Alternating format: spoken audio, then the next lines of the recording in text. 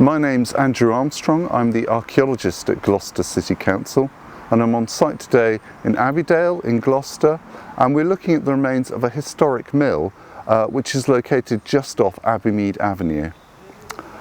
This is there used to be 7 or 8 mills in Gloucester. This is the last surviving one, and it was known historically both as the Sheriff's Mill and then later on as the Upper Barnwood Mill.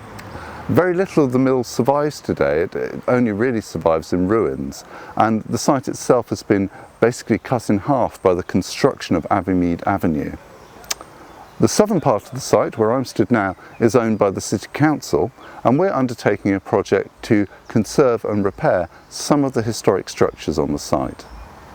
So this used to be the course of the Mill Race, which was an artificial stream running from the River Twyver to the mill pond itself. It's ruinous here, but part of the structure of the mill race does actually survive on the site, and we're undertaking conservation work on that. So this is the course of the mill race as it heads towards the mill pond, which survives on the other side of Abbeymead Avenue.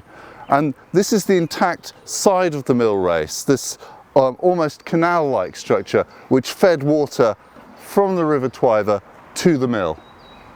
The other surviving structure on this site is this bridge. This was a footbridge leading across the River Twyver, which used to run under here, and it led up to the mill itself.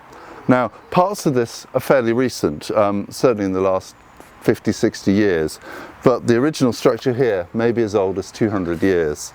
So it's a beautiful and interesting part of Gloucester's history, and it's great to see it being conserved. The mill on the site has existed for perhaps